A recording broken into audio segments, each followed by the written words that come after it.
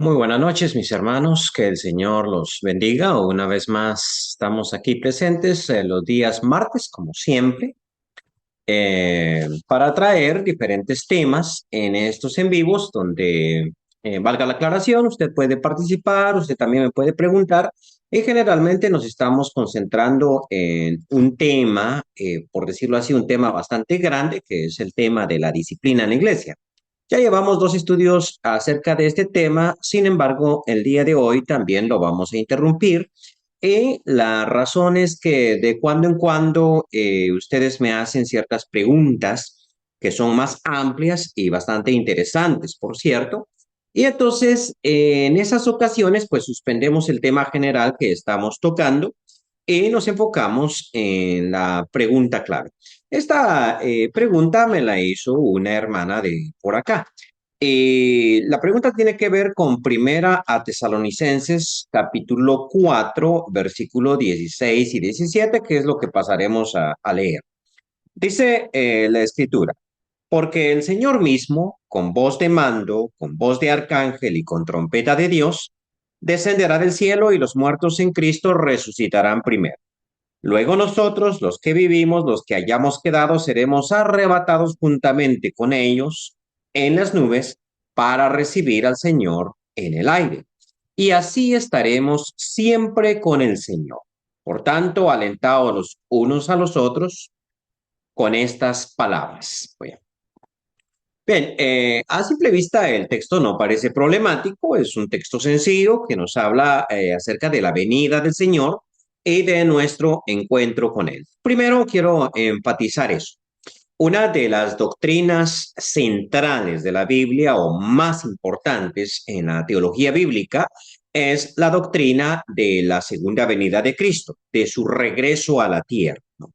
De hecho, eso fue anunciado muchas veces por el Señor Jesucristo, muchas veces por los apóstoles y especialmente por los ángeles que estaban a la par de los discípulos en el momento en que Él ascendió en una nube al cielo.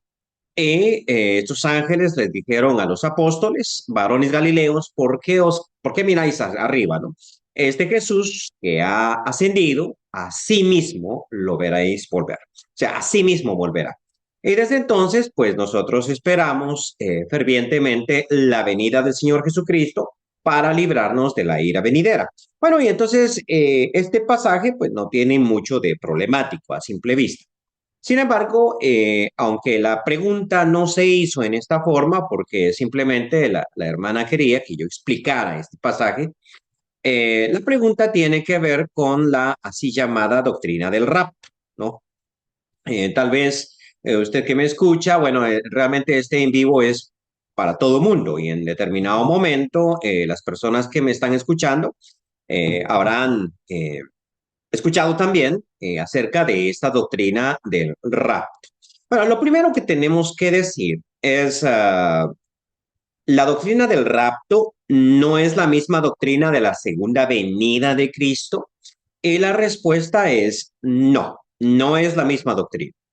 El rapto y la segunda venida de Cristo son temas muy diferentes y paso a explicar. Según la teoría dispensacionalista, al ratito hablaremos de esto, según la teoría dispensacionalista, antes de la segunda venida de Cristo, que nosotros estamos esperando en cualquier momento, el Señor descenderá del cielo para llevar a su iglesia, para arrebatar a su iglesia, o dicho de otra manera, para raptar a su iglesia. Antes. ¿Cuánto antes? Bueno, hay diferentes teorías, pero en la versión más extendida, 7 años antes de la segunda venida, Jesucristo vendrá a la tierra, no tocará pie sobre la tierra, se mantendrá en el aire y entonces enviará a sus ángeles para que junten a sus escogidos de los cuatro ángulos de la tierra y se los llevará. Muy bien. Es la doctrina del rapto. Ese rapto será secreto, será como ladrón en la noche, es decir, nadie se va a dar cuenta, simplemente porque si eso sucede, yo espero irme con él, y yo pues me voy, pero aquí en la tierra nadie me extraña, nadie se queda lamentando que se hizo Selvin, qué pasó, no llegó al trabajo, no llegó a la universidad, no llegó al colegio, ¿qué sucedió con él? Nadie me va a extrañar, porque va a ser así como secreto, como que simplemente desaparezco, me voy, me esfumo. Y en la tierra, por 7 años, se queda gobernando el anticristo, ¿no?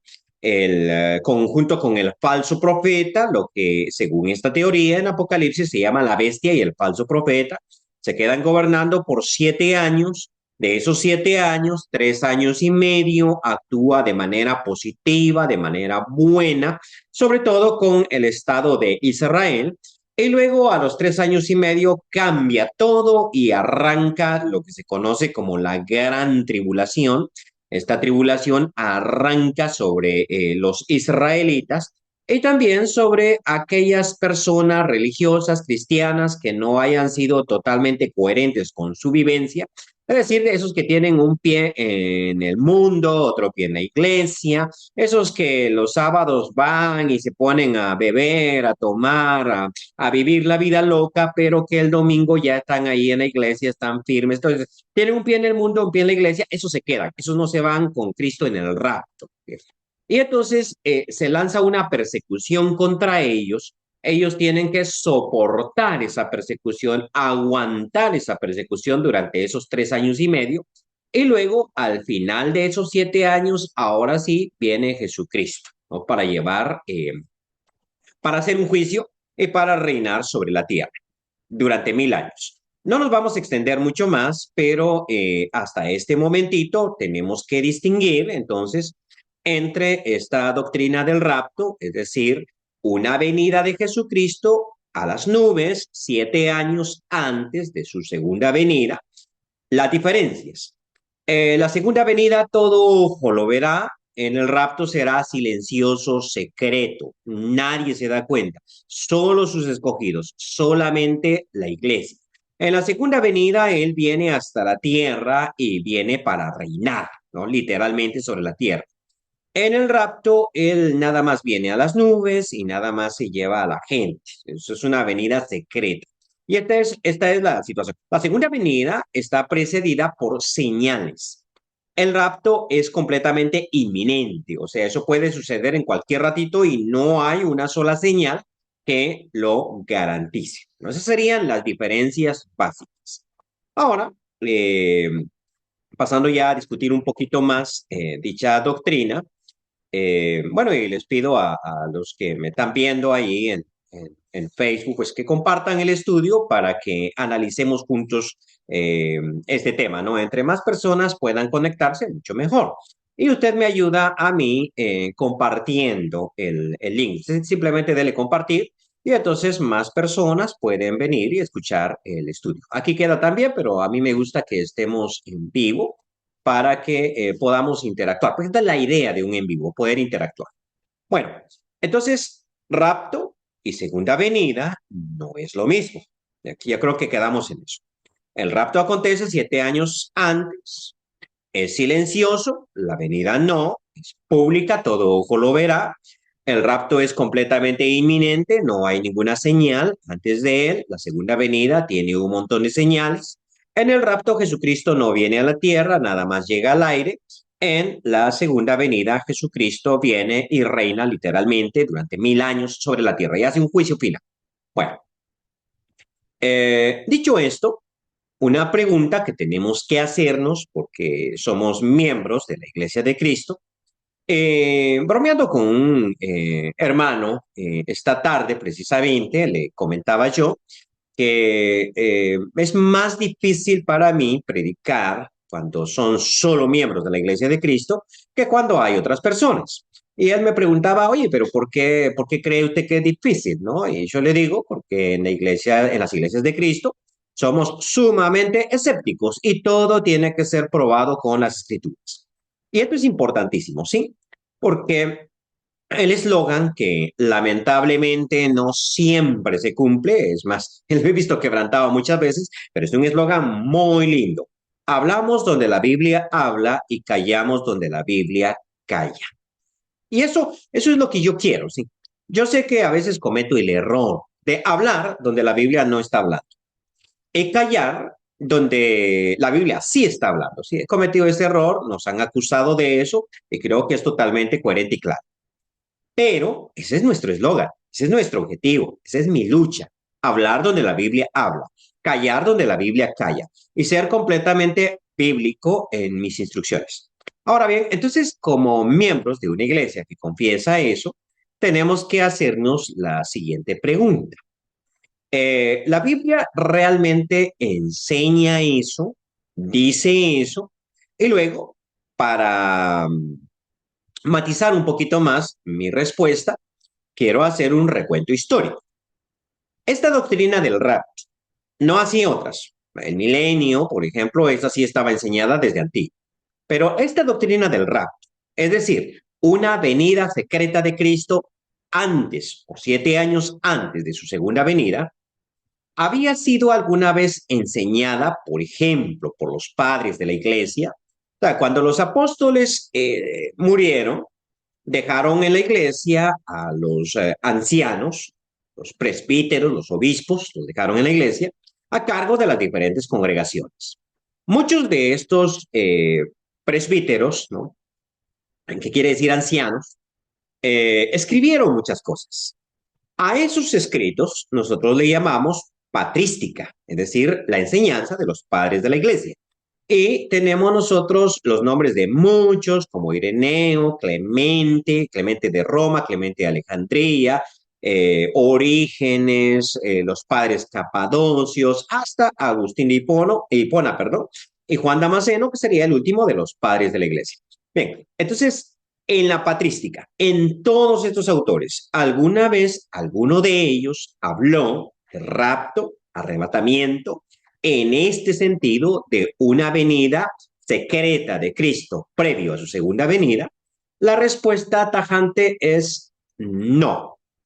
Ellos sí hablaron de escatología, sí hablaron del juicio final, sí hablaron de la segunda venida de Cristo, sí hablaron de la resurrección, pero nunca hablaron de tal cosa como rapto por una sencilla razón. No la encontraban en las escrituras. Durante la Edad Media, sería la siguiente pregunta, ¿alguien habló alguna vez de rapto? Y la respuesta va a ser negativa, pero al final de cuentas, durante la Edad Media, la iglesia no se dedicó a la escatología. Es decir, en la Edad Media poco se tocaban los temas escatológicos. Para quienes no tienen mucho este lenguaje teológico, ¿no? Porque los teólogos tienen términos raros y tampoco los acusemos. Todo mundo tiene términos raros. Cuando uno visita a un médico, tiene términos raros que uno no entiende, o a un abogado, cualquier profesional tiene términos raros. Escatología, en el estudio teológico, se refiere a la doctrina de las últimas cosas. Es decir, ¿qué es lo que sucederá a futuro? Eso es escatología. Digamos, qué pasa cuando uno muere, a dónde va el alma, queda uno inconsciente o queda consciente, cómo es ese lugar, qué pasará cuando Cristo venga, habrá o no habrá un milenio, cómo será el juicio final, la eternidad, el cielo, el infierno. Todos esos son temas de escatología. Viene de escatón, que en griego significa último o postrero, escatos, ¿no? Escatos, escatón en neutro. Bien, entonces, por eso se llama escatología. En la Edad Media no se hablaba de escatología, la iglesia no hacía eso, no hacía eso. Se conformaba con un sistema de salvación aquí y ahora. Por eso ahí se inventó la doctrina del purgatorio, la doctrina de que los santos están en los cielos, todos esos temas que podríamos tocar bíblicamente también en programas futuros. En la época de la Reforma, saltándonos, Martín Lutero, Juan Calvino, John Wesley para los wesleyanos, que es una persona muy importante, Jacobo Arminio para los arminianos, es decir, todos estos reformados como Zwinglio, entre otros. ¿Alguna vez ellos hablaron de rapto? Bueno, la respuesta también va a ser negativa. Es decir, durante todo este tiempo, sí, nunca se habló de rapto. Es una doctrina moderna. Surge en el siglo XIX, realmente, con los escritos finales del 18, principios del 19, con los escritos de John Derby. Entonces, John Nelson Derby, es quien escribe sobre eso. Y nadie le puso atención. Esto yo lo tengo en un estudio también en mi canal de YouTube que se llama Dispensacionalismo. Lo que John Derby dijo, pues nadie le puso atención, pero él fue el primero, históricamente hablando, que en determinado momento mencionó el rapto. Digo, rapto como una doctrina que enseña que Jesucristo vendrá 7 años antes de su segunda venida de manera secreta a llevar a su iglesia. Bueno, entonces él fue el primero que lo hizo. Fue el primero que lo hizo. Hasta el siglo XIX, es decir, por 1800 años, ningún teólogo, ningún escritor, ningún predicador que se sepa. Yo sé que eso es históricamente, o sea, que se sepa históricamente. Hay muchas cosas que sucedieron que nosotros no sabemos. O sea, con esto no estoy diciendo nadie nunca dijo, nadie supo, no, no. Estoy diciendo no hay registro histórico de que alguien haya creído tal cosa en determinado momento. Posible que alguien lo haya hecho, pero no hay registro histórico. Sabemos que cuando decimos no hay registro histórico, no decimos no pasó, sino no hay registro histórico. Puede que haya pasado, pero no tenemos esa constancia. Hasta Derby. Luego Derby, después de Derby, nadie le puso atención a esa doctrina hasta que ya a inicios del siglo XX surge, a finales del XIX, inicios del XX, surge la figura de Scofield. Y Scofield hizo una Biblia que en inglés es la King James, en español es la Reina Valera, la misma que yo tengo, pero lo que él hizo fue hacerle unos pequeños comentarios, pie de página, y esos comentarios eran dispensacionalistas. Ahora, en el tiempo antiguo, los pastores no estudiaban, bueno, creo que tampoco ahora. Últimamente es que estudian mucho, ¿no? Pero tampoco estudian que mucho. Entonces, los pastores no se educaban, no estudiaban, no iban a universidades porque las universidades eran liberales. Y simplemente compraban su Biblia Scofield o se la regalaban el día que lo ordenaban como pastor y entonces el pastor sencillo pues predicaba y predicaba a partir de esos pies de página que tenía esa Biblia. Y tiene todavía, porque uno la puede comprar todavía. Sociedades Bíblicas vende la Biblia Scofield, que en español es una Reina Valera con las anotaciones del de el doctor Scofield. Y entonces él enseñaba eso, él enseñó el rapto. Y así fue como esa doctrina se popularizó. También se popularizó por el famoso Seminario de Dallas, que también surge a inicios de este siglo, digo, del siglo pasado, yo estoy viviendo el siglo XX, estamos en el XXI, ¿no? Pero a inicios del siglo XX surge el Seminario de Dallas. Ese Seminario de Dallas, como también las universidades de la Iglesia de Cristo, están en el mismo paquete, surge como una reacción conservadora al liberalismo que hay en las iglesias en el norte de Estados Unidos. Después de la guerra civil, y perdón por estar tocando muchos temas que tal vez no van al caso, pero solo quiero mencionar, Estados Unidos tuvo una guerra civil. Y después de la guerra civil, todas las iglesias de Cristo, es un tecnicismo, ¿no? O mejor dicho, es un anacronismo, pero nuestro movimiento, las iglesias bautistas, la iglesia presbiteriana, todas las iglesias se dividieron, las del norte quedaron liberales y ahí quedaban las grandes universidades, donde estudiaban los pastores. Y las del sur fueron conservadoras. Entonces, las iglesias del sur, cualquier denominación, no querían enviar a sus jóvenes a las iglesias del norte porque ya regresaban con esas ideas liberales. Entonces, para no enviarlos, crearon las propias universidades, propias conservadoras en el sur de Estados Unidos. Así surgen en el contexto de las iglesias de Cristo, la Universidad de Harding, la Universidad de Abilene, la Universidad de David Lipscomb, de todas estas universidades surgen así. Y sobre todo el Seminario de Dallas. Este Seminario de Dallas se hizo dispensacionalista, porque sus rectores han sido los mejores escritores de esta doctrina. El caso de Dwight Pentecost, por ejemplo, que creo yo que ha escrito el mejor libro sobre dispensacionalismo, que en español se llama Eventos del Porvenir. Bueno, entonces, por esta institución este seminario se popularizó y luego ciertas escuelas de tinte conservador, como el caso del Instituto Centroamericano o el famoso CETECA en Guatemala, donde muchos pastores se van a educar, también es dispensacionalista. Y a través de estas instituciones, entonces, en el presente se ha expandido y prácticamente diría yo que el 70-80% de la población evangélica es dispensacionalista hoy en día. Y es sorprendente que yo diga, en 1800 años nunca se habló de esto. Es sorprendente que yo diga, Martín Lutero nunca creyó en el rapto. Juan Calvino nunca creyó en el rapto. John Wesley nunca creyeron en el rapto. O sea, eso es una doctrina moderna, pero tan popular que uno piensa siempre hemos vivido con ella. Entonces, históricamente no está. Y no ha estado por una simple y sencilla razón. ¿Sí? No está enseñada en la Biblia. No está enseñada en la Biblia. Es una conjetura, simplemente. Pero, ¿cuáles son los textos que lo soportan o que lo enseñan? Bueno, cuando uno le pregunta, por ejemplo, bueno, para esta charla yo quise ver algunos videos, ¿no?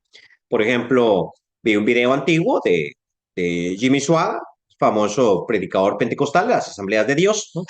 De Jimmy Swaggart, vi uno que se llama precisamente así, el rap, ¿no? Y Jimmy Swaggart empieza leyendo Primera Tesalonicenses, el texto que yo leí, pero luego empieza a contar anécdota tras anécdota por 45 minutos y nunca explicó el pasaje. Simplemente lo dan por hecho. Y entonces lo que pasa cuando uno ve a predicadores en la tele que simplemente leen un pasaje y luego empiezan a contar anécdotas y anécdotas y anécdotas y nunca le explican el pasaje a uno y hacen creer que el pasaje enseña lo que ellos están diciendo. Entonces, paré ahí. Le pregunté a la inteligencia artificial, ¿cuáles son los principales pasajes para sostener la doctrina del rapto? Y me presentó 5 pasajes. El central y el más importante, y no tenemos tiempo en este en vivo, lamentablemente, para verlos todos. El central y el más importante, me dice el ChatGPT, que es la inteligencia artificial, es Primera Tesalonicenses capítulo 4, versículo 16, 17 y 18. Porque el Señor mismo, con voz de mando, con voz de arcángel y con trompeta de Dios, descenderá del cielo.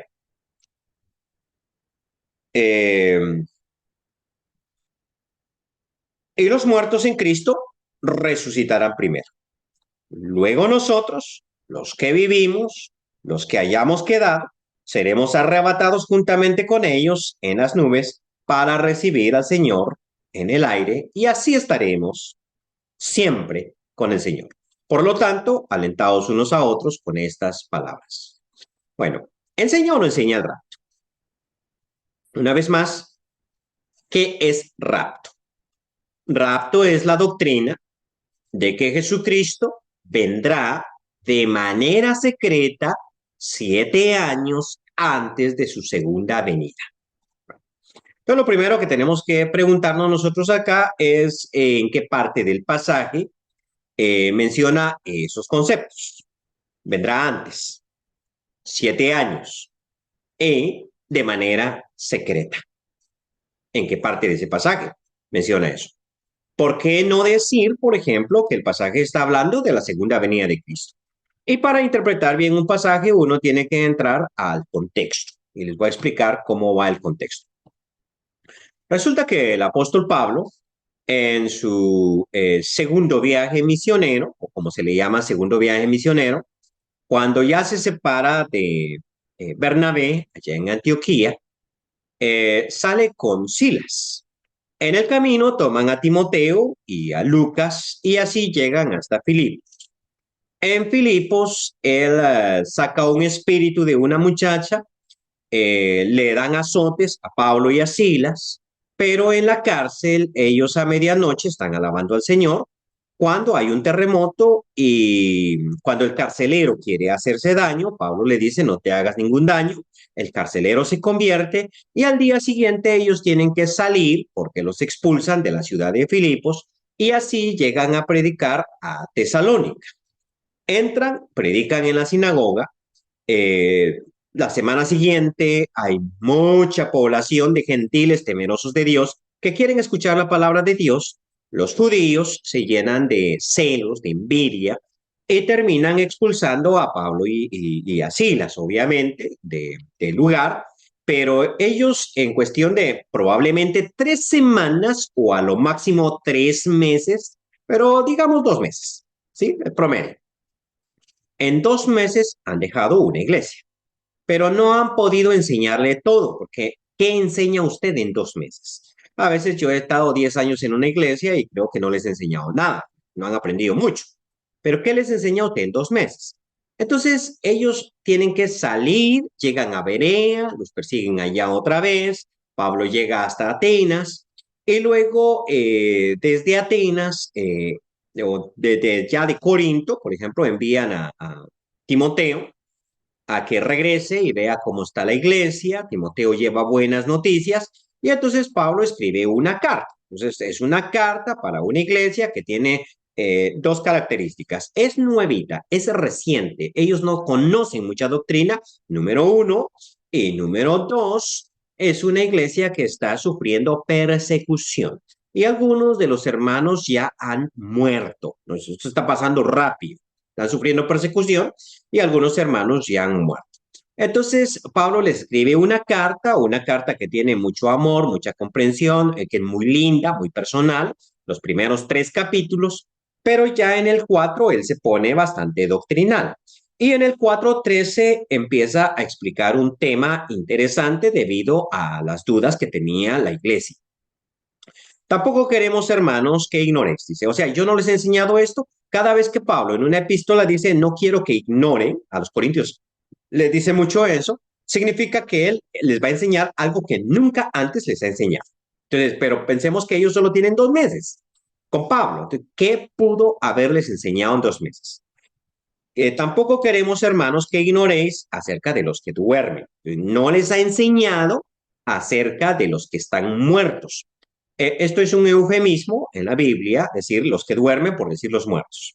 Acerca de los que duermen, para que no os entristezcáis como los otros que no tienen esperanza.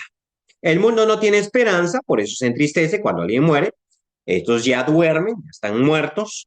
Y yo no quiero que ustedes se entristezcan como el mundo, así es de que les voy a contar algo que no he podido decirle antes acerca de los que están durmiendo.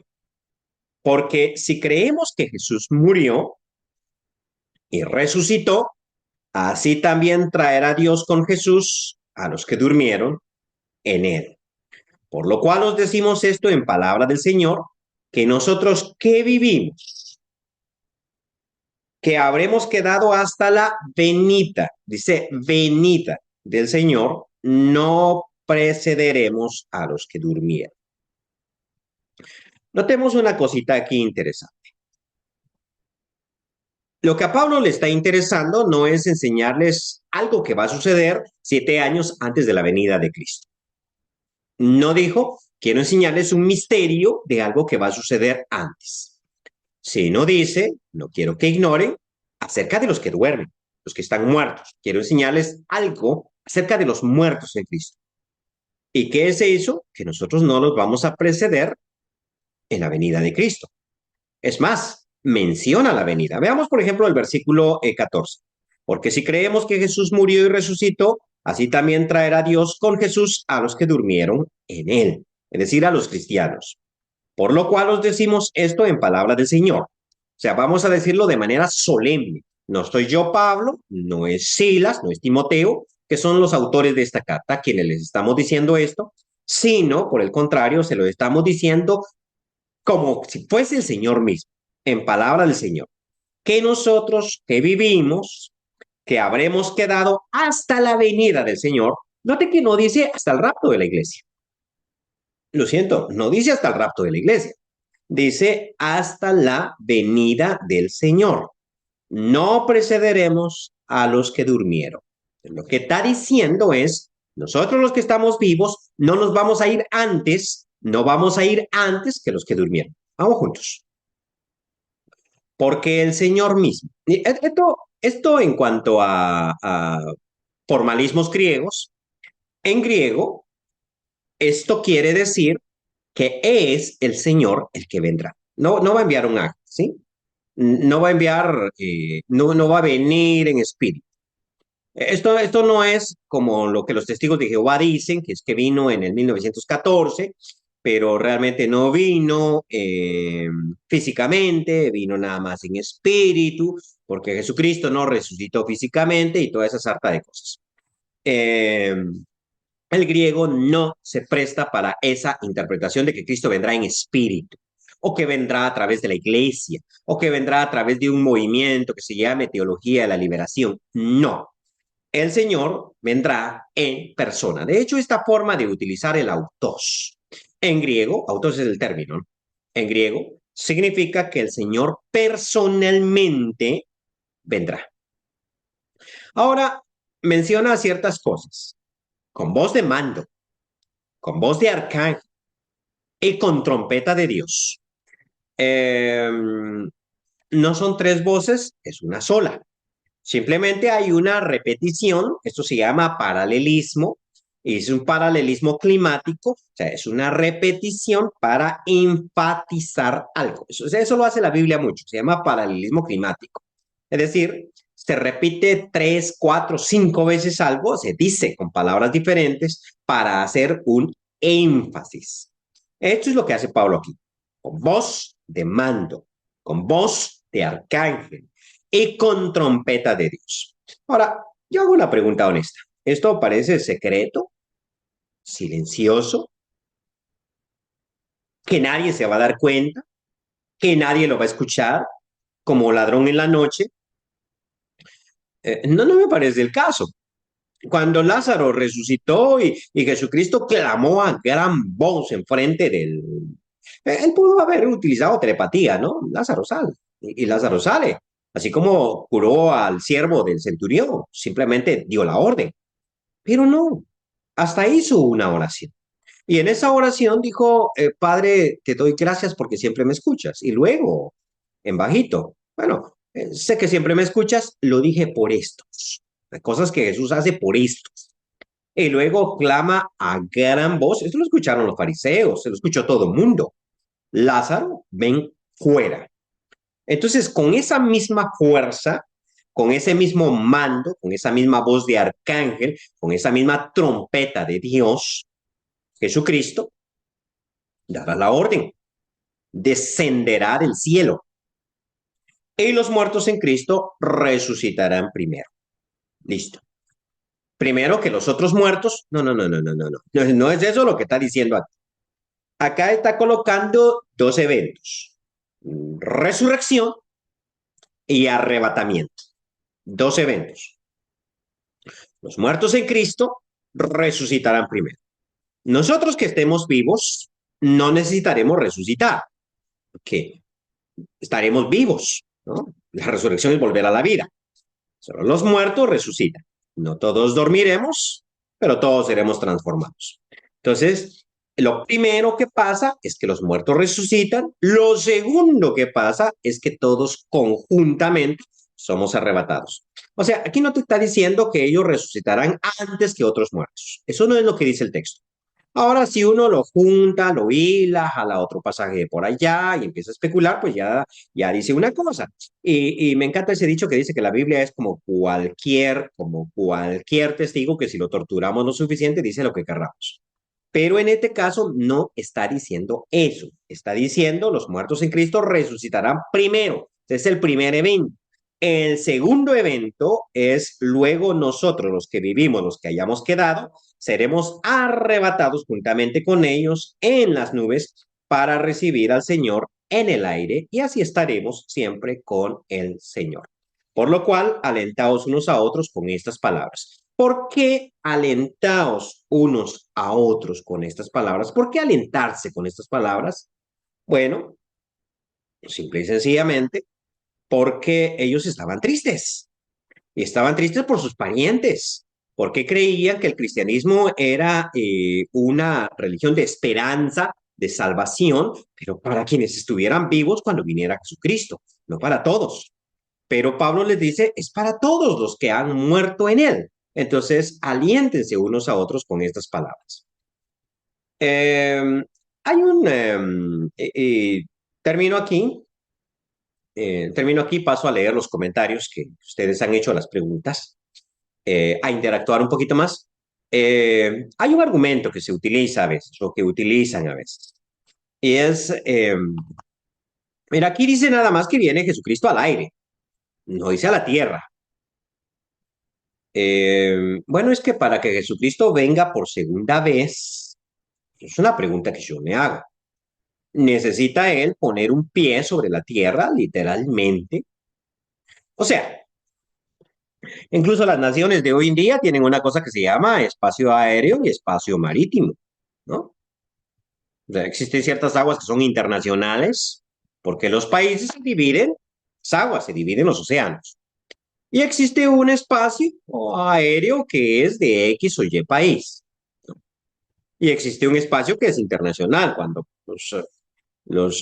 las potencias ponen una sonda espacial ahí arriba, nadie reclama, hoy está sobre nuestro país y eso es nuestro.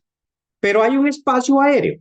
Entonces, decir Jesucristo viene por segunda vez, pero fíjate que no vino por segunda vez porque nada más apareció ahí arriba en el aire, me parece a mí un argumento un poquito extraño realmente.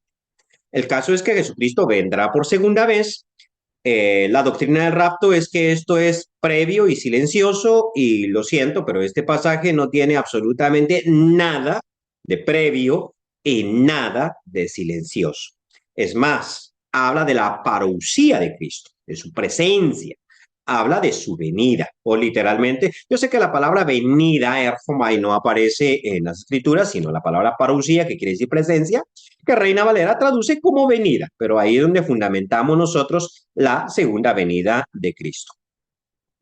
Versículo 15, por lo cual os decimos esto en palabra del Señor, que nosotros que vivimos, que habremos quedado hasta la venida del Señor, no precederemos a ellos. Está hablando de la venida del Señor, no está hablando del rapto.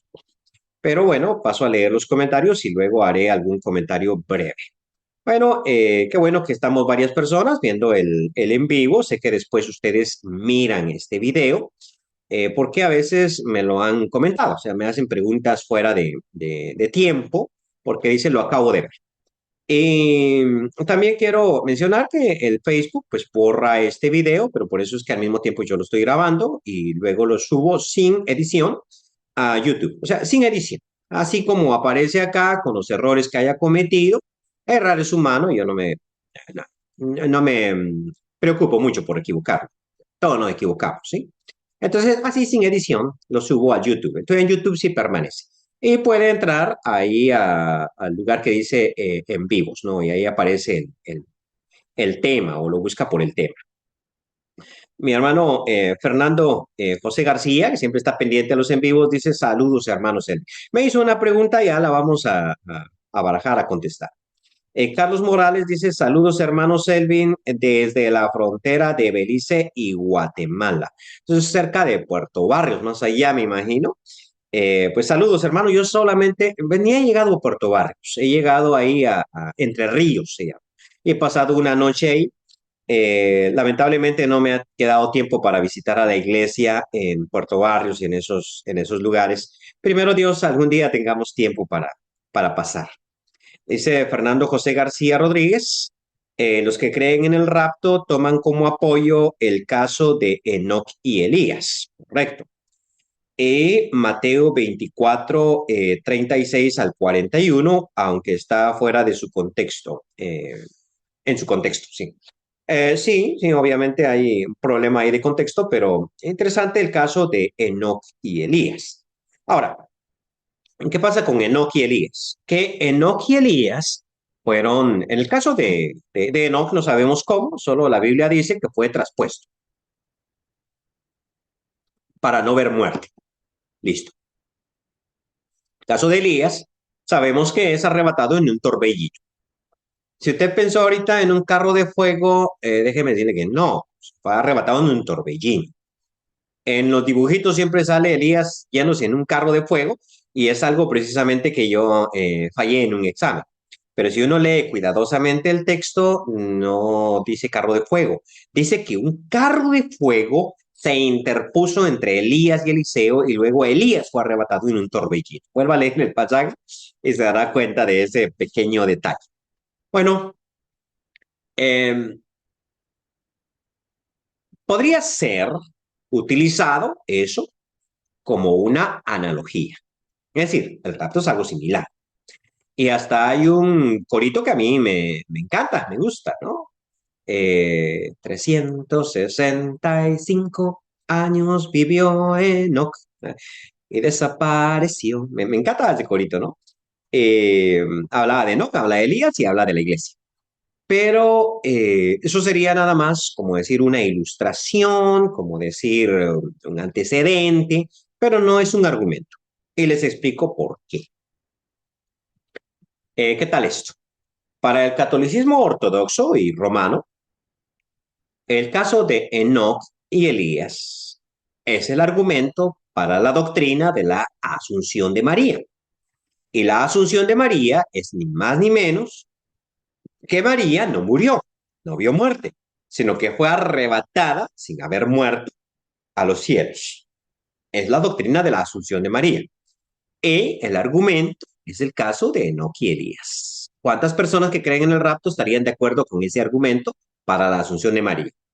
Ninguna, pero es la misma fuerza del argumento, simplemente lo estoy poniendo en la otra iglesia para que uno pueda ver cómo funciona.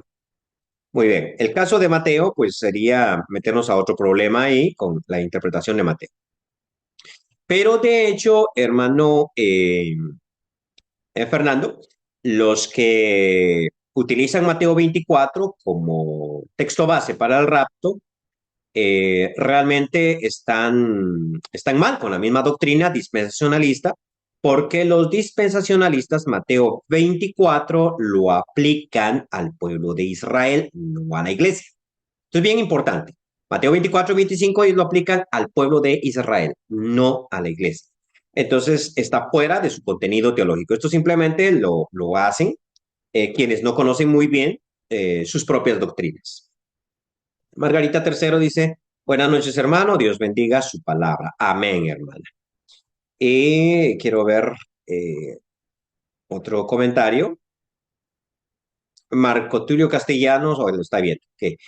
Marco Tulio Castellanos Guevara dice, buenas noches, bendiciones, hermano Selvin Monterroso. Bendiciones, hermano. Igualmente, gracias por los saludos. Isaías Quintanilla dice, hermano Selvin, Dios bendiga su vida y su familia. Nos vemos el jueves. Sí, sí, en la clase. ¿Dónde nos vamos a ver? ¿No? Estamos teniendo una clase de Apocalipsis con los hermanos del Instituto de Quito, en Ecuador. Y pues nuestro hermano Isaías está ahí también. Y claro, nos vemos el jueves. Amén, hermano. Vamos a analizar ya el capítulo 8. Neto Pérez dice, los sectarios convertidos a la iglesia de Cristo son los que creen en eso de arrebato. Los que crecimos en la iglesia de Cristo no tenemos esas ideas de arrebatamiento. Muy bien. Luciano Velázquez dice, gracias por la enseñanza, hermano Selvin. Dios lo bendiga. Muchas gracias. Y Noé de León dice, saludos, hermano Selvin. Saludos, hermano Noé. Josué Canis Medrano dice, bendiciones para ti, hermano, desde Quiché. Amén, hermano. Y José Efraín, ¿está viendo? Sí, saludos desde Maryland, USA. USA. Bueno, saludos, hermano. Esas pupusas estuvieron muy, muy buenas. Lamentablemente usted no me dijo que las quemaditas eran las mejores hasta que ya yo no quería más. Bueno, fue un gusto haber compartido con usted allá en el pueblito de Alegría. La pasamos muy bien ahí comiendo naranjas y pupusas. Eh, Dice Silas Ángel, bendiciones, hermano amado. Amén, hermano, bendiciones. Bueno, una pregunta que podríamos hacernos, y ya para ir concluyendo, pues no veo más preguntas y no veo preguntas sobre el tema tampoco. Parece que no es tan polémico. Eh, Ya nos quedan 15 minutos para que terminemos la hora, pero igual puedo terminar un poquito antes. Simplemente quiero comentar esto. Eh, ¿Qué tan seguros estamos de que no hay un rapto? Bueno, seguros, seguros, seguros, no. Simplemente estamos diciendo no es una doctrina bíblica y en este en vivo, porque no hemos revisado más pasajes. En este en vivo estamos simplemente diciendo Primera Tesalonicenses capítulo 4, versículo 14, 15, 16, 17 y 18, no lo enseña. Ahí está enseñando que es algo fuerte, audible, con voz de mando, con voz de arcángel, con trompeta de Dios. Visible, descenderá del cielo. En su venida, versículo 15, descenderá del cielo. Y nosotros seremos arrebatados juntamente con los que han muerto. Muy bien. Su segunda venida, no 7 años antes. Eso es lo que estamos diciendo. Lo que ese pasaje en concreto está enseñando. ¿Qué tan seguros estamos? Bueno, en cuestiones de interpretación de pasajes, tenemos que distinguir entre los pasajes que se pueden interpretar mediante la historia y pasajes que son futuristas. En este caso, las doctrinas históricas pueden ser revisadas. Es decir, si usted me dice, por ejemplo, el Barcelona goleó al Real Madrid 11-0. Bueno, como usted utilizó un verbo en pasado, goleó, yo puedo hacer una investigación y conocer la verdad a fondo. O sea, puedo ir hacia atrás. Pero si usted dice, el Barcelona goleará 10-0 al Real Madrid, ¿goleará cuándo? Este sábado. ¿Sí? Pues no podemos saberlo hasta que pase el sábado. ¿Sí? Entonces, a ciencia cierta, toda doctrina futurista es imprecisa, es incierta. Tenemos que reconocer eso, ¿sí? No podemos estar seguros 100% de nada. Simplemente estamos diciendo, esta doctrina no está enseñada en la Biblia. Simplemente. Y no está enseñada en Primera Tesalonicenses específicamente esta noche. Simplemente. Pero no estamos diciendo, no es posible. Ahora, si no está enseñada en la Biblia, ¿qué posibilidad existe? Bueno, la posibilidad es muy remota. Al final de cuentas, el Señor hará lo que quiera. En cuanto a su primera venida, los fariseos, los intérpretes de la escritura, sabían muchas cosas. Sabían, por ejemplo, que iba a ser en Belén. Sabía que iban a ser de una mujer. Sabían ciertas cosas, ¿no? Pero no sabían todas las cosas. Jesucristo vino y se equivocaron, porque así es cuando se interpreta la escatología. Nunca se está uno seguro. Entonces, no podemos estar seguros de cosas del futuro. Listo. Pero luego, entonces, ¿qué tan malo, si no estamos seguros, qué tan malo es que alguien crea en esto? En término general, las iglesias de Cristo, en término general, no creen en tal cosa. Pero yo sí conozco varias, sobre todo en capital de Guatemala, algunas iglesias de Cristo que creen en milenio y rapto. O sea, entonces uno se pregunta, ¿eso qué tan malo es? Bueno, malo per se, diría yo, no, hay doctrinas que son peores. Y no lo creería malo. O sea, errar es humano y no todos tenemos que ser perfectos. O sea, la perfección como tal no existe. Nosotros buscamos la perfección. No es que somos perfectos. O sea, por decirlo así, suena tal vez ridículo o suena ostentoso que lo diga o suena arrogante que lo diga, pero igual tengo que decirlo. Hermanos, yo cometo muchos errores de interpretación, cometo muchos errores.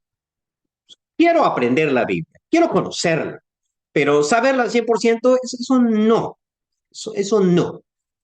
Entonces, así como yo cometo errores, pues otro puede cometer errores, eso no es un problema. Pero, ¿por qué estoy diciendo esto? Bueno, dicho esto, voy a tener que decir, sí, es una doctrina peligrosa. Y voy a explicar su peligro. Peligrosa. El mismo peligro que tiene la doctrina del purgatorio. Déjeme explicar. Traje mi cafecito porque después me agarran ganas de café mientras estoy en la clase y no tengo. Entonces traje mi cafecito. Ok, para que vean que no soy mormón. Ok, explico. ¿Qué de peligroso tiene la doctrina del purgatorio? Ok, ese sería otro tema. La doctrina del purgatorio no es bíblica y podemos analizar los pasajes que los curas dicen que enseñan el purgatorio. La doctrina del purgatorio no es bíblica. Está establecido a los hombres que mueran una sola vez, después de esto el juicio. Y las personas están en un estado, en un lugar de espera hasta la segunda venida de Cristo. Una vez que uno muere, se acabó la oportunidad de arrepentimiento, de la salvación por la gracia de Dios y uno está destinado eternamente. La doctrina del purgatorio es que si yo soy un buen católico, y por buen católico significa me bauticé, hice la primera comunión y tuve la imposición de las manos, ¿no? Lo que se llama la unción. No, la unción no, esta es la imposición de manos, no me recuerdo cómo se le llama técnicamente. Confirmación, la confirmación, o sea, tres ritos de iniciación, tres sacramentos de iniciación: bautismo, primera comunión y confirmación. Si yo tengo eso, estoy hecho. Y si yo me porto mal, soy todo un Pablo Escobar Gaviria que manda a matar un montón de policías, pero me muero en pecado, pues voy al purgatorio. O sea, Pablo Escobar pues no está en el infierno, está en el purgatorio. Y mediante misas, ruegos, y si no tengo nadie que haga una misa ni un ruego por mí, ni un Padre Nuestro que me caiga ahí de cuando en cuando, entonces pasaré unos cuantos miles de años en el purgatorio, pero tarde o temprano saldré de ahí, me iré para el cielo. O sea, con tener estos tres sacramentos de iniciación en el catolicismo, estoy hecho. No tengo que cumplir los siete sacramentos, nada más tres, los tres de iniciación. Estoy hecho, porque tarde o temprano, llego al cielo. Bueno, ¿por qué esa doctrina es peligrosa? ¿Porque no está en la Biblia? No, eso no es el problema. El problema es que, bueno, todos los católicos que yo he conocido, tal vez con una excepción, todos los católicos que yo he conocido tienen un pie en la iglesia y un pie en el mundo, basados en esta doctrina. Y entonces dicen esto: mira, ¿quién se va para el cielo directamente? Pues solo la Madre Teresa de Calcuta y el padre Juan Pablo, digo, el Papa Juan Pablo II. Eh, Solamente ellos. Pero de ahí nadie, nadie. ¿Y, ¿y qué significa? Significa que todo va por el purgatorio. Yo para el purgatorio. No viven una vida recta porque creen que hay una segunda oportunidad más allá de esta oportunidad. ¿Qué pasa? Que puesto que esa no es una doctrina bíblica y en el más allá eso nunca sucederá, entonces están condenados. Ojalá hubiera purgatorio. No lo hay. Entonces están condenados porque viven una vida mediocre, apartada de Dios, considerando que una vez muertos tendrán una segunda oportunidad. La doctrina del purgatorio lleva más gente al infierno que cualquier otra. Y la doctrina del rapto es muy similar. La mayoría de varones, en las iglesias pentecostales, no les pregunta, por ejemplo, y usted puede hacer la encuesta: si Cristo viene esta noche en su rapto, ¿te vas con él? Pues yo no. Mi esposa tal vez, mi esposa sí, porque ella sí está entregada, ¿no? Y se levanta a ayunar a las 4 de la mañana, aunque no le haga desayuno a sus hijos, pero se levanta a ayunar, está consagrada, está en la iglesia, solo le mantiene con el pastor, etcétera, allá ayunando en los volcanes, en los montes, qué sé yo, costumbres de Guatemala. Entonces, ella a ti se va, pero yo no. ¿Qué te espera a ti? Bueno, a mí me espera que cuando se vaya mi esposa y me dé cuenta y venga el anticristo, allí sí me toca ser fiel durante 7 años y la hago, la hago. La mayoría de personas están esperando eso. Esperan más al anticristo que a Cristo. Esperan todo esto porque creen que tras la venida del Señor Jesucristo habrá una segunda oportunidad. Una vez más, una contradicción tremenda a sus doctrinas. Porque según la teología evangélica, no es mi teología, la teología evangélica, la conversión solamente se da por la voz del Espíritu Santo que habla a mi corazón. Y según la misma teología evangélica, el Espíritu Santo será quitado de la tierra en el rapto de la iglesia. Entonces, ¿cómo puede alguien convertirse a Cristo si no hay Espíritu Santo que le hable durante los años de la gran tribulación? Una buena pregunta. Pero igual, todo eso no está enseñado en la Biblia. Y eso es lo peligroso, que muchas personas dentro de estas iglesias no viven como debe vivir un cristiano, eh, no lo hacen, tienen un pie en el mundo y un pie en la iglesia, considerando que después del rapto habrá una segunda oportunidad, pero mala noticia. Cuando Cristo venga, se acabarán las segundas oportunidades. Ahora sí, paso a leer algunos comentarios y luego sí termino.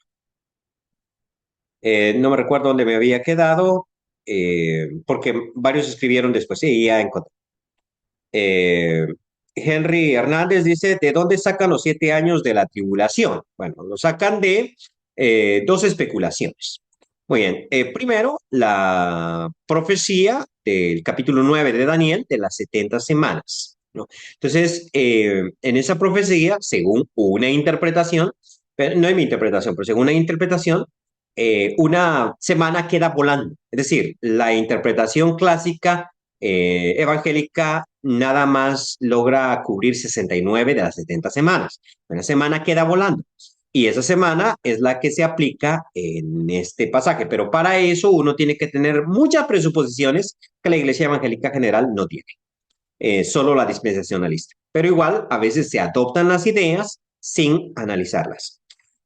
También se saca de Apocalipsis 19, que puesto que en el capítulo 19 de Apocalipsis se habla de las bodas del Cordero, bienaventurados los que llegan a las bodas del Cordero, y entonces especulan que una boda judía tardaba 7 días en fiesta. La verdad no estamos seguros de que tardara 7 días una boda judía. La única que tenemos nosotros así descrita es la boda de Tobías en el libro de Tobías, precisamente, Biblia Católica, y esa tardó 2 semanas. Entonces, 14 días. Pero bueno, especulan que 7 días y de ahí dicen que las bodas de Cristo tardarán 7 años. Eh, bueno, de ahí sacan los 7 años. Dice Baudilio Gómez, bendiciones hermano Selvin, gracias hermano. Jorge Cambronero dice, bendiciones para todos los presentes y para usted hermano Selvin por la enseñanza. Gracias hermano. Justo Espinal dice, saludos y bendiciones hermano Selvin desde Jinotega, Nicaragua. Bendiciones hermano. Ya rato no voy por Jinotega, muy bonito, rico clima. Jay Portillo dice, y tengo muchos amigos y amigas allá, sobre todo amigas ahí. De esas que nos íbamos a comer una fritanga, de Jinotega es un pueblito tan lindo. A mi hermano Enoca, ahí lo recuerdo también. Jim Portillo dice, Dios bendiga, hermano. Me gustaría saber acerca de cómo se debe proceder con un hermano que ha estado en unión libre y luego se separa y se une en otra unión libre. ¿Qué postura debe ser la de la iglesia? Ese sí es un problema serio, serio. Y ya le explico por qué. Porque tendríamos que hablar del matrimonio, de lo importante que es casarse, eh, todo esto, ¿no? Esto es es un temazo, ¿no? Eso es un temazo, sí, perdón. No puedo contestar tan fácil a esa pregunta, porque todo depende mucho de cómo ustedes en la iglesia, allí precisamente, recuerden que las iglesias son autónomas y cada iglesia debe desarrollar su propia teología, su propia doctrina. Yo aquí expongo, no impongo. Entonces, es importante que ustedes definan, y es importante definir, la unión libre, las parejas que se ponen a convivir, no solo sexualmente, porque sexualmente sin vivir juntos es fornicación.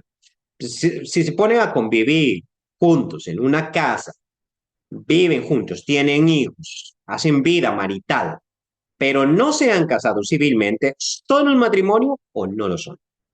Porque si ustedes manejan, por ejemplo, que una persona que vive en esas condiciones sin haberse casado civilmente es un matrimonio, ahora entonces la persona está en adulterio. Pero si ustedes manejan que el matrimonio civil es indispensable para formar un matrimonio, entonces no. Pero el hecho de que él esté en unión libre significa que está en una situación de fornicación, pues no se ha casado, ¿no? Y en esos casos es importante llamar al orden. Ahora, tratemos siempre de no imponer, ¿ya?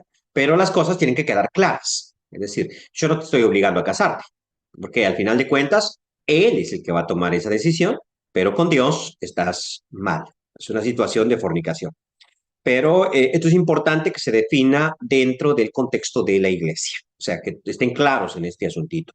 No es lo que yo digo, ¿ya? En algún momento podría exponer sobre el asunto y tengo mis propias ideas, mis propias conclusiones, pero eso sería más adelante. Dice Julián, y no me quiero meter tanto a ese problema porque eso da para muchos estudios, no para uno. Julián Menéndez dice saludos desde Río Bravo, Tamaulipas o Tamaulipas, México, imagino que Tamaulipas. Bendiciones, hermano. Río Bravo, sí, el Río Grande, ¿no? Que cuando lo fui a ver no me pareció tan grande, pero eso es grande, ¿no? Es el grande en medio del desierto, sí. No como el Mississippi. Justo Espinal dice, ¿de dónde nace la idea de que la semana 49 de la profecía de Daniel será hasta después de la venida de Cristo? No es la 49, es la 60, es la 70, ¿no? Porque se cumplen 69. Es que Daniel dice que hay 70 semanas para tu pueblo y cada semana en Daniel es un año. Y luego divide esas semanas en tres grupos. Habrá 7 semanas, o sea, 49 años.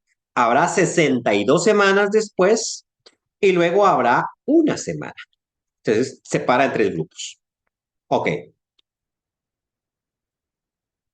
¿De dónde sacan que será hasta después de la segunda venida de Cristo? Lo sacan de que en los cálculos que ellos hacen, en esos cálculos, la semana 69 termina con la muerte de Cristo. Así. Y entonces viene la idea de que esas 69 semanas son, 70 semanas son para el pueblo de Israel. Cuando Cristo muere, se abre el tiempo de los gentiles. O sea, como que el reloj para Israel se para. Y ese tiempo de los gentiles llega hasta el arrebatamiento de la iglesia, cuando el Espíritu Santo se va. Y luego entonces sigue contando el reloj para los judíos. Esta es la idea, como que se hace un paréntesis, como que se separa el tiempo en dos, ¿no? De ahí viene. Una vez más, solo estoy exponiendo, yo no creo eso exactamente. O sea, no interpreto así las 70 semanas de Daniel, pero por ahí va. Fernando José García Rodríguez dice, rapto en el sentido jurídico es el delito de sustraer o retener a una persona contra su voluntad, generalmente usando la fuerza. Sí, eso es lo que se entiende, ¿sí? Fraude o intimidación. Por eso no puede Cristo raptar a la iglesia porque la iglesia es de él. Y también la iglesia lo espera con su propia voluntad. Pues sí, y debe esperarlo con anhelo. Ahora, la Biblia, Reina Valera, no traduce rapto, traduce arrebatamiento. El término griego es arpazo, que es el término que se utiliza, por ejemplo, para un carterista, o sea, cuando un ladrón pasa y me arrebata la cartera, la mochila o lo que sea y se lo lleva, ese es el término arpazo en griego, que es el que se usa en Primera Tesalonicenses capítulo 4, versículo 16. También se usa en Filipenses capítulo 2, pero ese es el término, ¿sí? Arrebatada. Y la iglesia será arrebatada. Entonces, ¿de dónde viene la palabra rapto? Bueno, la palabra rapto viene precisamente de John Nelson Darby, que utilizó la palabra inglesa rapture. Y también la Biblia Scofield, rapture. Y de allí se tradujo al español, porque Reina Valera jamás ha utilizado la palabra rapto, si no es la Biblia Scofield. Y luego se populariza, ¿no? Pero cuando uno dice la doctrina del arrebatamiento de la iglesia, eso es otra cosa, porque la iglesia sí va a ser arrebatada. Primera Tesalonicenses lo dice claro, seremos arrebatados juntamente con ellos para recibir al Señor en el aire. Entonces, arrebatamiento sí, rapto no. Ok, Noé de León dice, ¿cuánto me hubiera gustado este tipo de medios hace 20 años? Yo estuve 17 años equivocado, creyendo en el rapto secreto.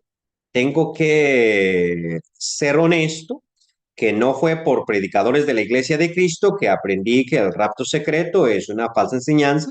Lo aprendí de un predicador bautista, ya que los bautistas tienen casi la misma interpretación que las iglesias de Cristo. No. Bueno, sí y no. Es decir, los bautistas están muy divididos en cuanto a este tema.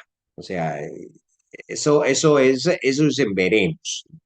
Realmente hay mucha división porque la mayoría de los bautistas en Guatemala, pues, de donde es nuestro hermano Noé León, estudian en el Instituto CETECA. Y el Instituto CETECA está completamente volteado hacia la doctrina del rapto. Así que este bautista, pues, ha de haber sido, porque sí hay iglesias bautistas que no creen eso. De hecho, el libro que yo utilizaba para la teología sistemática en el Instituto Baxter cuando enseñaba allá, el libro de teología sistemática de Millard Erickson, bautista, él no cree en el rapto. Y muchos eruditos bautistas tampoco creen. Yo no sé si George Ladd es bautista o no. Ahorita lo ignoro, pero él tampoco cree en eso. Que es un teólogo respetable de las iglesias evangélicas. Diego Godínez dice, bendiciones hermano Selvin. Jorge Cabronero dice, ¿puede hablar en otra ocasión de lo que vio Ezequiel? Si era una nave extraterrestre. Realmente no fue una nave extraterrestre. Lo que él vio es una cuestión real. Es decir, en la Biblia me habla, y ese fue el estudio que estuve dando aquí en la iglesia donde actualmente estoy aquí.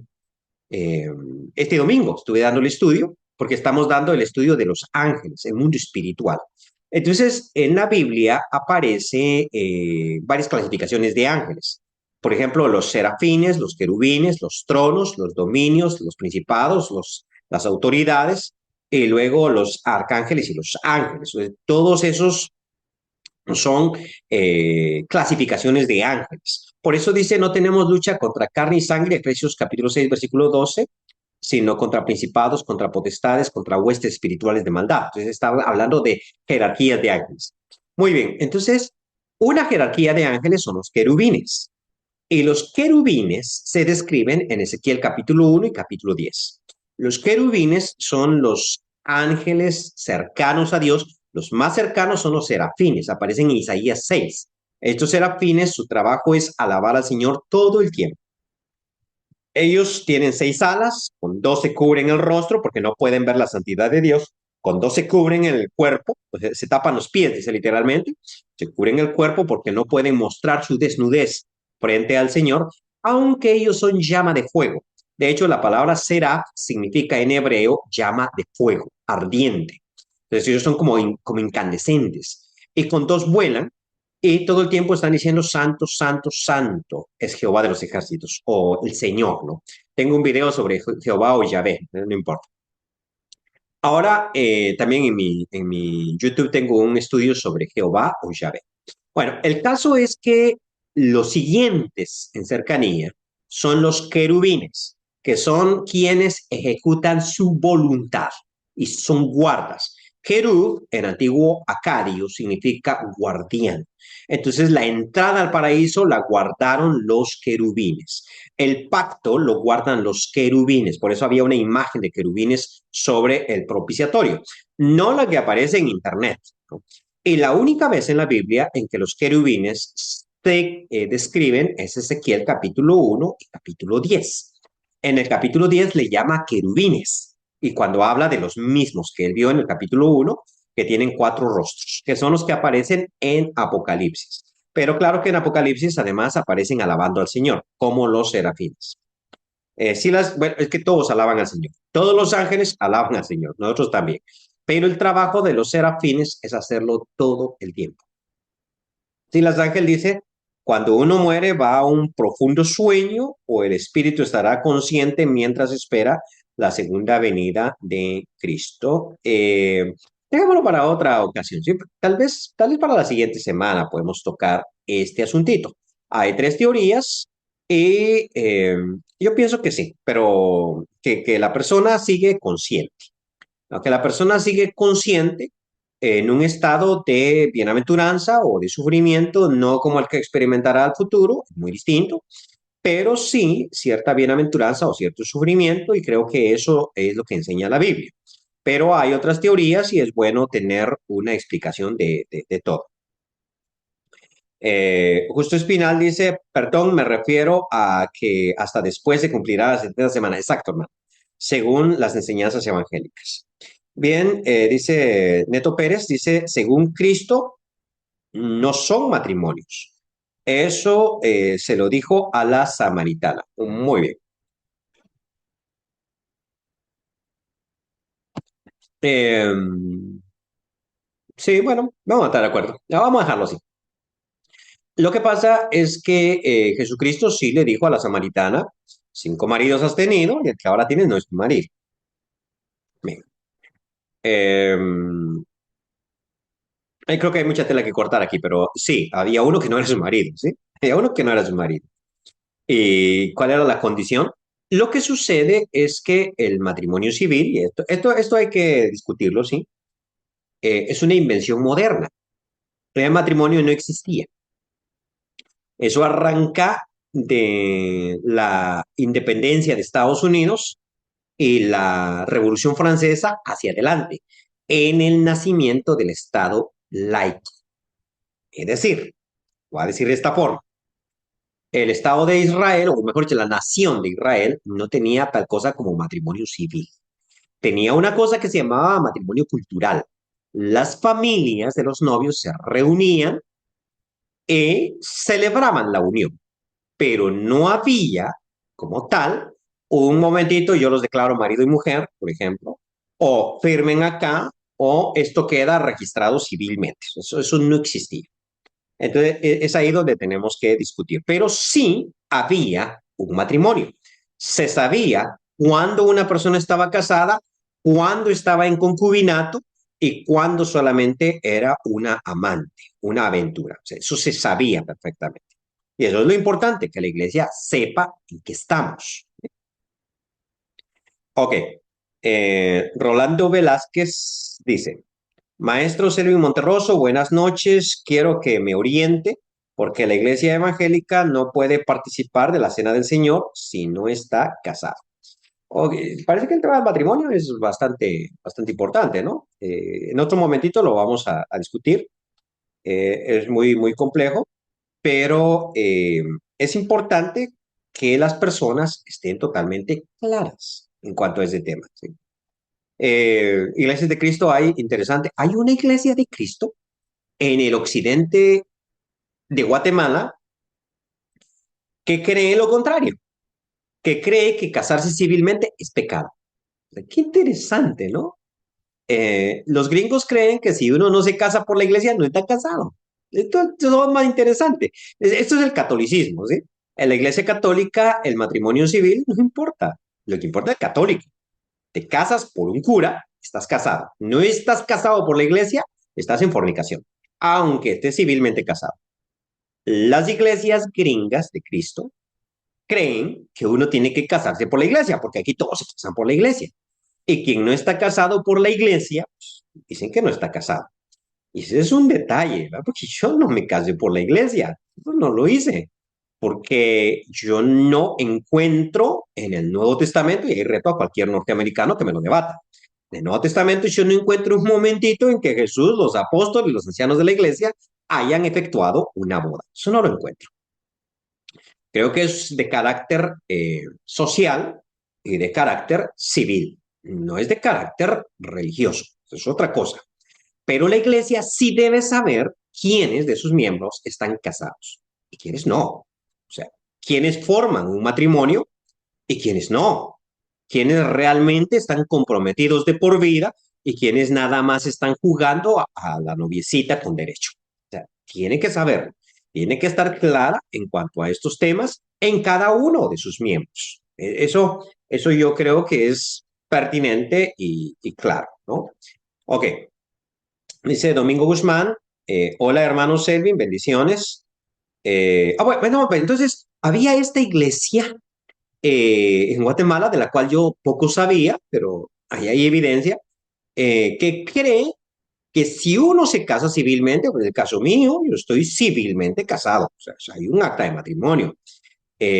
Podemos sacar un préstamo para una casa, o sea, hasta saqué mi residencia colombiana precisamente en base a un matrimonio civil.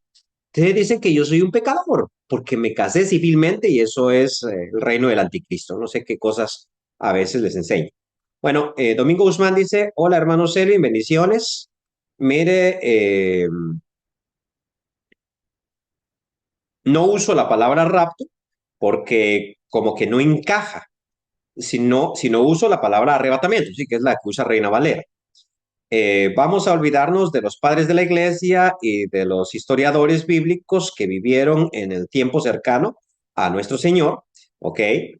Ellos no tenían la Biblia escrita como nosotros hoy en día, eso es totalmente cierto.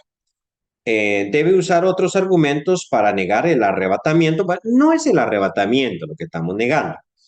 Tiene que entender varias cosas. Bueno, aquí se cortó ¿cómo se llama la conversación? La iglesia no estará en la tribulación ni en la gran tribulación. ¿Ok? Entonces, ¿dónde estará? Bueno, am, estamos en un en vivo, ¿cierto? Y tampoco quiero convertirlo en debate. Ya me pasé 17 minutos de la hora que generalmente es la que utilizo, pero sí me interesaría, por ejemplo, de dónde, pues yo que no, que Domingo fue compañero de estudio mío allá en Baxter, ¿no? Y entonces, yo sé que él está escribiendo algo serio. Nuestro maestro, creo que Domingo va a estar de acuerdo conmigo en que el mejor maestro que tuvimos en Baxter se llamaba Arnoldo Mejía, por mucho, sí, es un muy buen maestro, lo mejor que yo tuve en Baxter. Y él creía en la gran tribulación. O sea, él decía que iba a haber una gran tribulación.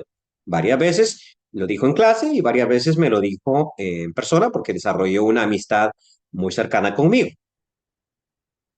Yo nunca le discutí eso. Sí, pues yo en esa época era un simple estudiante de la Biblia. Bueno, todavía lo soy. No discutí eso con él nunca.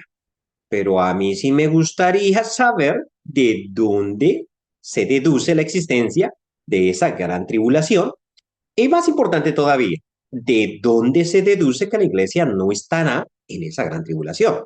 Ahora, si la respuesta es Apocalipsis capítulo 3 versículo 10, hay que interpretar mejor ese pasaje. Pero bueno, eso sería tema para otro momentito. Dice, mire todos los eventos que ocurren desde el capítulo 5 de Apocalipsis hasta más o menos el final del libro. La iglesia no estará en ese mundo. Entonces, ¿dónde está? Bueno, corrección. Es desde el capítulo 4, ¿no? Porque en el capítulo 4 es donde se cambia de tema, que la voz le dice a Juan, sube aquí. Yo voy a hacer una simple pregunta ahí, ¿no? ¿Qué tal, por ejemplo, cuando se abre el quinto sello, aparecen las almas bajo el altar que claman por justicia? ¿Hasta cuándo, Señor justo y verdadero, no vengas nuestra sangre de los que moran sobre la tierra? Se les dieron vestiduras blancas y se les dijo que descansasen por un poco de tiempo hasta que se juntase el número de los consiervos que deben morir igual que ellos. ¿Esos no eran de la iglesia? Pues es una buena pregunta. ¿Esos no eran de la iglesia? ¿Dónde estaban? Bueno, dejémoslo ahí. Neto Pérez, para tiempo de Cristo firmaban el Ketubá. Te falta conocer el tema. El Ketubá, hermano, era una situación social o era civil. Había registro civil, se llevaba ante las autoridades y usted podía sacar un acta de que estoy casado, podía hacer eso o no podía hacerlo. Le entregaban un documento o no le entregaban un documento. Lo firmaba el alcalde, la autoridad del pueblo. ¿Era civil o solo era un asunto social de las familias? Cuénteme. Ok. Domingo Guzmán dice, este tema del arrebatamiento no debe tratarse a la ligera. puesto que hay mucha tela que cortar. Correcto, solo estoy diciendo que Primera Tesalonicenses, capítulo 4, versículos 16 y 17, no lo enseña, porque está diciendo con voz de mando, con voz de arcángel, con trompeta de Dios, porque el versículo 15 dice que va a ser en su venida. En ese pasaje estoy diciendo, no enseña el tema del rapto. Arrebatamiento, sí, seremos arrebatados, pero usted está cambiando la palabra arrebatamiento y está metiendo la palabra rapto, o sea, el concepto de rapto. Y Jim Portillo dice, Pablo dice a los corintios que deben casarse. ¿A qué casamiento se refiere? Muy buena pregunta, hermano, muy buena pregunta. Eh, ¿Qué problema que me metí ahorita con esto, el matrimonio, no? Muy buena pregunta. Que se case, no. A la viuda joven, bueno, a Timoteo también, la viuda joven menor de 60 años, que se case. Ok. Yo no estoy diciendo que no había matrimonio, que no había casamiento. Estoy diciendo que no había tal cosa como matrimonio civil. ¿Entiendes? Nos presentamos ante un juez, el juez firma un acta, se hace un acta, nos presentamos ante un notario y el notario firma el acta. Eso es lo que estoy diciendo, matrimonio civil. El matrimonio no era una situación del gobierno, era una situación de la sociedad. Eso es lo que estoy diciendo. Bueno, pero en fin, terminamos por hoy. Que el Señor los bendiga. Ha sido un gusto haber estado con ustedes. No se preocupen si es que no estamos de acuerdo con lo que estoy diciendo. Igual estoy exponiendo, no estoy imponiendo, estoy exponiendo. Igual cometo errores, igual me equivoco, igual la persona que está, lamentablemente no tenemos aquí a la otra persona también en vivo para poder discutirlo, pero con gusto lo hacemos. No se preocupe, nos conectamos en Zoom y podemos utilizar argumentos y para la persona que nos está escuchando es muy bueno. Los debates son muy buenos. Cuando se hacen con respeto, cuando se hacen utilizando argumentos, cuando no se hacen odiando a la gente, ¿no? Pero son muy buenos. Ahora, cuando dos personas debaten, ellas no van a perder ni van a ganar, porque nadie da su brazo a torcer, pero se discute el tema. Y usted que nos está viendo, usted que nos está escuchando, usted puede sacar sus propias conclusiones. Y eso es lo maravilloso, ¿sí? Hacemos una discusión, conversatorio, un debate, hablamos del tema en público. Aquí nadie ganó, nadie perdió, pero usted que nos escucha puede crear juicio, generar juicio y decir, oye, estoy de acuerdo con fulano, estoy de acuerdo con sultano. Pero para eso tenemos que tomar un tiempito para planificarlo, para pactarlo. Si necesitamos un intermediario, necesitamos reglas, también, el tiempo, o un simple conversatorio. A mí me gustan los conversatorios en que yo los voy guiando. ¿Ya? Me gustan esos conversatorios. Pero puede también haber un moderador y perfectamente podemos discutir estos temas que son muy importantes para la iglesia. Bien, esto ha sido todo por hoy. Que el Señor los bendiga. Ha sido un gusto haber estado con ustedes como siempre.